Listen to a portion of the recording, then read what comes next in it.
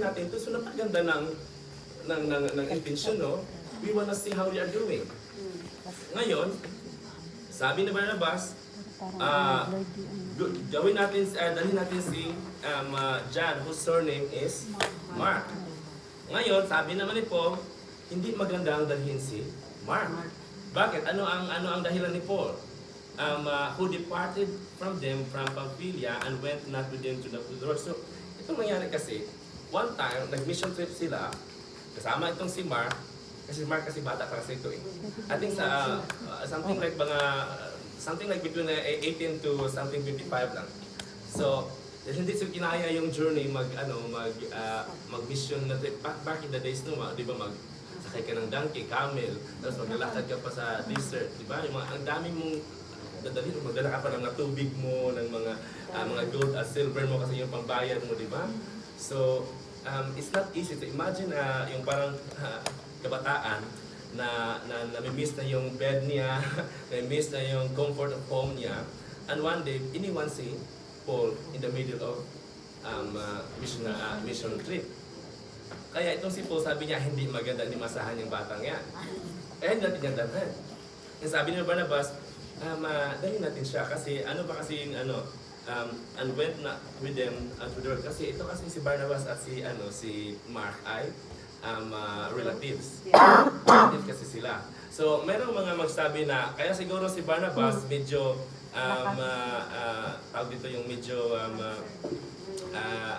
soft, gentle siya kay Mark dahil nga, pamangkin niya, at it's natural din naman kasi ikaw yung mas nakaintindi, ikaw yung mas nakaalam kung nangyari sa pamangkin mo talaga, ano yung talagang pinagdaanan, no?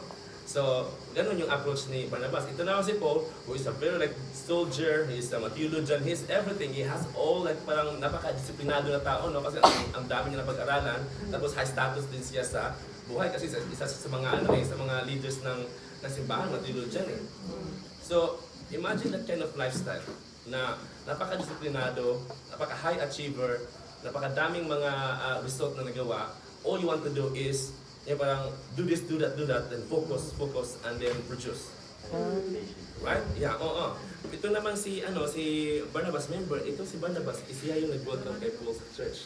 So, ito mga personality ni Barnabas is like, everyone gets the chance. Right? Everyone gets the second chance. But both personalities are good and welcome at church. We all need this kind of strength. But ito sa napaka-simple bagay that we couldn't even think na siya pa ang dahilan na magkaroon ng misalignment, no? So imagine sa church na maaring both good things ang both sides and both have good intentions ay maaring dahilan din na magkaroon ng misalignment. Because Satan is very creative. And sometimes hindi naman Satan ang may gawa nun. It's just that we are humans and we have preferences. Kahit we are all Filipinos, maaring you prefer apple, the other one prefer orange. But imagine that, no? That even those that are usually napaka-sharp nila when it comes to mga spiritual sensitivities, napaka-sensitive nila na, this is not good, this is not right. Na ano pa rin sila, na nakalimutan pa rin nila ang about sa unity in this situation. So ano basahin natin? Anong decision nila? Ay sa 39 tara, sabi under contention. Ano yung ibig ng contention? Contention is hindi lang siya yung argument na hindi tayo agree, but it's really like a fight of like talagang nagsabihan kayo kasi hindi sinabi ito in details kung paano sila yung dialogue eh. But when we say contention, talagang napaka-mainit na debatihan yan. Kasi the word contention is an extreme word for disagreement. Ang sabi ito, was so sharp between them.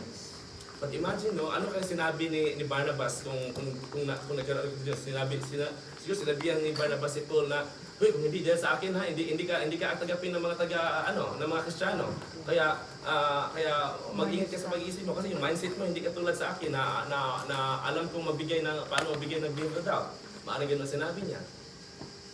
Or baka sinabi din si Paul sa kay Barnabas, Huwag kang maganyan, Barnabas, dahil baka ano ka lang, nadala ka lang ng bias mo dahil pamangkin mo yan. So that could have been a situation. Kasi contention ang nangyari eh. So paano nila sinolve ang contention nito, no? Ano to, and they departed asunder one, so na-split itong dalawang mission trip. Ang isa, so si Mark at si Barnabas, pumunta ng isang direksyon, and sailed unto Cyprus. So, sumakay sila ng boat papunta sa Cyprus kasi island yung Cyprus, no? And Paul and Silas departed, being by the brethren under the grace of God. Ito naman kay Paul at Silas, no? Ito yung parang recommendation ng brethren ng mga taga-church, boto siya ng church na, okay, ito ang road na i-take nyo unto the grace of God. And they went to Syria and Syria, confirming the churches. So, one goes through the desert and one goes through the sea. Now, ano ba ang i-reflect nyo? Ano ba ang matutunan natin dito kung magkaroon man ang disagreement? Maaring sometimes, no, ang temporary solution is not that we all have to do the same one thing at the same time. Maaring hatiin natin yung task para for the temporarily hindi mag-grow yung contention. Just for the sake of unity. Kasi what unites them is actually the mission trip. Yung magbisita yung mga mission. Yun yung pinaka-goal ng dalawa eh. So para hindi mag-grow yung division, let's just divide the work. Dito kami, dito kayo. Ang importante is we are united in supporting the mission churches. Right? So, it might not be yung division dito is not about the mission, but rather something else. But maybe, perhaps, divide the task in such a way na hindi magkaroon ng division. But this task should not go against each other. But rather, ano nang sabi na? The Lord is in the midst of it. Si Lord ang center nito. Sino ba ang center sa dalawang journey na to? Si Lord pa rin naman. Right? So, ngayon, malaman din natin later on, no, na sa 2 Timothy 4 verse 11, kung puntahan niyo yung 2 Timothy 4 verse 11. 2 Timothy 4:11. Yeah.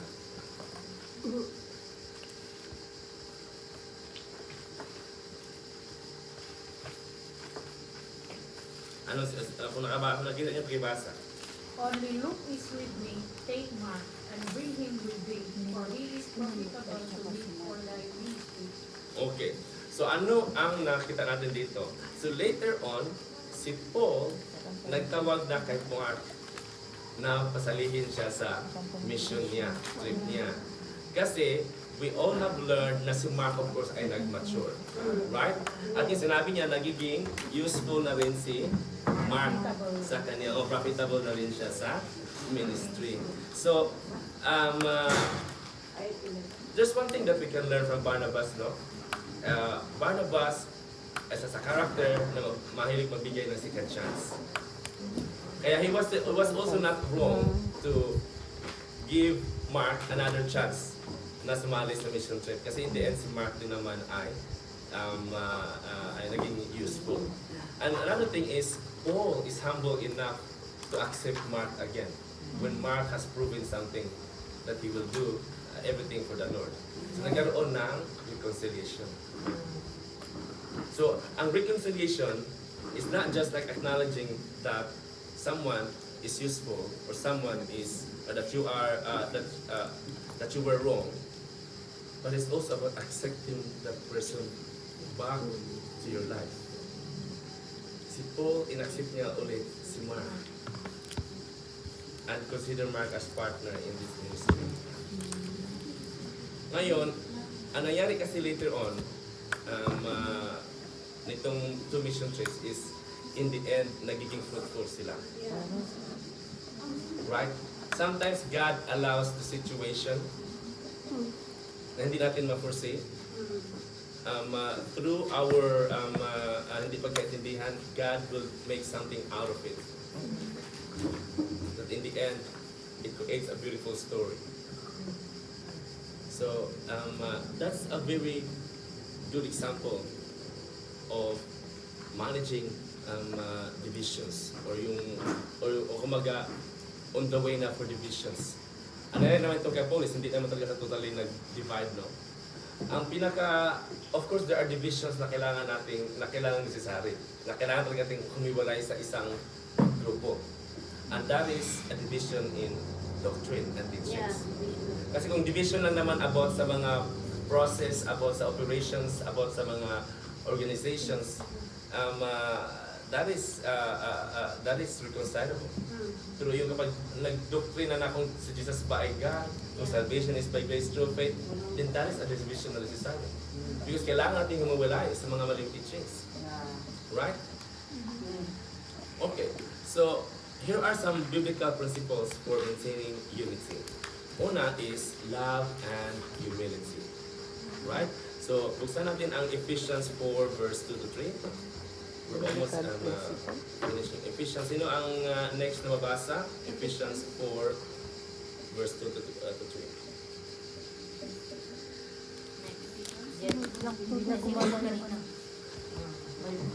Ephesians 4. Verse 2 to 3. So, dalawang tao ang mabasa ngayon. Verse, ano po? Pardon? 2 hanggang 3. Ephesians Ephesians 4 verse 2 to 3. Tapos, yung next naman, mag-prepare na kayo. 22 to 23. Yeah, Verse 4, yeah, 2, yeah. Chapter Basa number 2. 2. Chapter 2, 22 to 23. Ano, verse 2 hanggang 3. Chapter 4, verse 2. with all lowliness and meekness, Yeah. with long suffering, forbearing one another in love. Amen. endeavoring to keep the unity of the Spirit in the bond of peace. Right, so that is yung principles for maintaining unity. Love and humility. Right? Okay, next thing that we have to do. So Ephesians, the same pa rin na chapter, Ephesians 4 verse 29.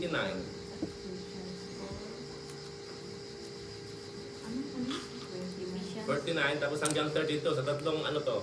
Tatlong tao to. 29, 30, 31, 32. So apat na tao. Chapter 4, the same pa rin na chapter. Okay, Ephesians chapter 4 verse 29. 4:29, let no corrupt communication proceed out of your mouth, but what which is good to the use of edifying, that it may minister grace unto the hearers. Right, Be next. dirty and grieve not the Holy Spirit of God, whereby ye are sealed unto the day of redemption. 31, let all bitterness and wrath and anger and clamor and evil speaking be put away from you with all malice. 32. And be kind one to another, tender-hearted, forgiving one another, even as God for Christ's sake hath forgiven you. Amen. So ang mga natin ito no, is una, ang principles ng to maintain unity is love and humility. Ang pangalawa is to guard your tongue. Kasi let no corrupt communication proceed out of your mouth. So paano natin yan ma-guard yung ating mouth? Well, sabi dito, let all bitterness and wrath and anger and clamor and evil speaking be put away from you with all malice. And be kind to one another. Kasi kung i-force mo sarili mo to be kind to one another, no? And you really think about for the sake for the good of that person, itong mga corrupt na communication, automatic din siyang mawawala. Kasi if you only think about for the betterment of that person, and it's very easy to be tempted na magsabi ng masakit na salita about sa isang tao kahit hindi niya narinig. Because all you want is to parang Pagpalabas ng sama ng hindi mo loob. ma-express yung sama mo dahil sa nahiya ka na masabihin sa kanya or dahil wala kang guts dahil mas matapang yung isa. Di ba? Sabi natin Correct. dahil dahil waray yan. Hindi ko masalita baka ako din baka mapatalo ako in public. So ang gawin mo is maghanap ka ng simple makampi mo sa church tapos magkapi tayo dado sa 365. Tapos mag-usap-usap dahil alam mo yung sinabi mo Dinner tayo. Kuha ko talaga James. So, ganyan yung ano no, yung hindi mo layan na ikaw na pala yung naging instrument ng Gossip. ng gossip. So, guard your tongue. Dapat no, ito ang technique kung paano niyo malaman na ang isang tao ay mapagkatiwalaan mo, not good to be a person. Is when that person talks good about others. Alam mo, ay Kasi kung isang person is all he talks about sa ibang tao is talagang kamalian, you really have to be careful about that person. That is rare. Kahit alam mo na isang tao ay maraming magandang mga maling ginagawa, you should not talk bad about that person. Talk good about that person. Alam mo, ikaw din ang naging instrumento na ang lahat ng mga tao ay nagiging good towards that others. Kasi you all love that person in a positive way. And that person also change kasi ang lahat na nakapalibot sa kanya will treat them in a positive way. Sabi nga doon, may kasabihan na it takes a village to raise a child. Bakit sasabi it takes a village? Kasi yung karakter ng isang tao, hindi lang siya namumold dahil sa kapatid, mama at papa. It's actually the surroundings. Community, society. Right? Kaya yung mga taong gustong umalis sa may mga couples na ayaw nila na sa city center sila tumira, maghanap sila ng sa outside na kung saan gusto nila evaluate nila yung surroundings ng mga kapitbahay nila, gano'n. Because even though they are not aware of the wisdom that it takes a village, but automatic sa mind nila, they know how important it is na yung surrounding ng child nila, nila is a healthy surrounding. And you can create a healthy surrounding from that bad person by talking good about that person. Kasi yung ibang tao that have heard about the good things, I'm not saying na mag-come up ka ng mga good things na hindi naman totoo. Hanapin mo yung good thing about that person and talk about that good thing for that person. Kasi pag nalaman ng isa, then that person will also have a good smile to that person. At lahat ng mga nakasalibot niya is also have a good smile, and this person will now feel the love and will also change. Rather than maghanap ka ng kung sinong tao ang makarinig ng mga negative at that person, para lahat ng tao ay magiging negative agad sa kanya. As malalo na siya maging negative. Right?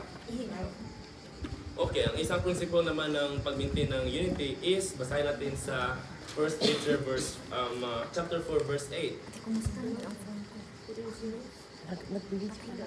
1 Peter chapter 4 verse 8. Sino pang hindi nakabasa?